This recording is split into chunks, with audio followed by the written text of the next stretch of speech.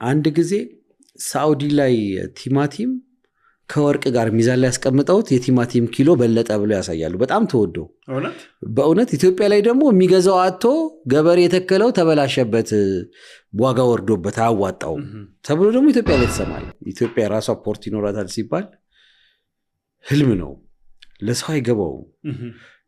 ፖርት ማለት የእያንዳንዳችን የኢኮኖሚ ኪሳችን ስር የሚገባ ንብረት ማለት ነው። እዚህ ጋር ቁጭ ብለህ የምጠጣት ውሃ ላስቲኳ የሚመጣው ጥሬ ዕቃ ነው፣ ከውጭ ነው የሚመጣው። እዚች ላይ ዋጋው ላይ ከውሃው በላይ ኮስት ያዘችው ላስቲኳ ነች።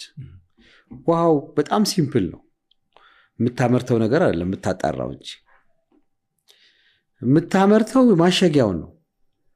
እዚህ ውስጥ ሞልታ አሽገ ፓካገ ማጓጓዙ ነው ኮስትክ። ይሄ ዕቃ ሲገባ በቅናሽ ዋጋ ቢገባ የውሃው ዋጋ ይቀንሳል። ዛሬ እኔ እናንተ የምንጠጣው በሁሉም ቤት ላይ የምንጠቀማቸው ነገሮች ኮስት ይቀንሳል፣ ፖርት የራስ በመሆኑ። እኔ አንድ ትልቅ እንቅፋት የሆነብኝ ልንገር። አንድ ድሪም ነበረኝ። ድሪሜ ምንድን ነበር መሰለ? ግብርና ላይ ያለ ሁሉም ክልል ቲማቲም ያበቅላል፣ ሽንኩርት ያበቅላል፣ ድንች ያበቅላል። ትልቁ ሄዴኩ ትራንስፖርቴሽን ኮስት ነው።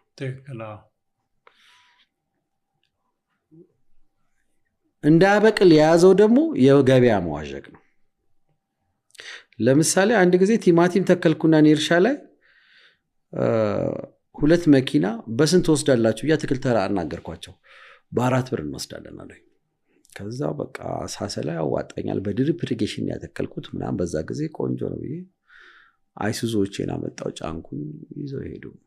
ትራንስፖርት ነዳጅ ኮስት አለ፣ ሹፌር ኮስት አለ ምናምን አሰላው፣ ያዋጣል። ፒያሳ ሲደርስ የፒያሳ ልጆች ደግሞ ብልጠት አላቸው። አንዱ የገመተልኝ ሰው እየጠፋ ስልኩን ዘጋ፣ ሌላ ሰው አስላከብኝ። ከ3 ብር በላይ አንገዛህማል። እሺ በቃ በ3 ብር ሽጡት አልኳቸው። ከዛው ደወሉና እሱም እምቢ ብሎ ሄደ፣ ቀራሉ። ሌላ ሰው ላከና 2 ብር አለኝ። እንዴት ላላችሁ? ያ ቲማቲም ሊበሰብስብኝ ሊበላሽብኝ ምን አደርገዋለሁ? እንደገና ብዬ 2 ብር በቃ ሽጡለት ስል አልመጣም አለ። 2 ብር ያለው 75 ሳንቲም አለ መጨረሻ ላይ።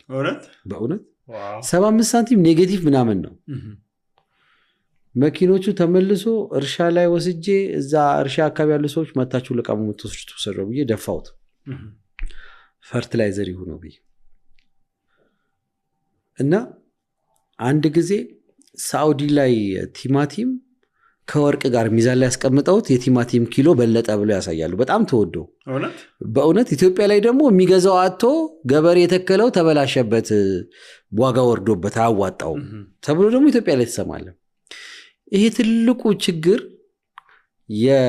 የማርኬት ሲስተማችን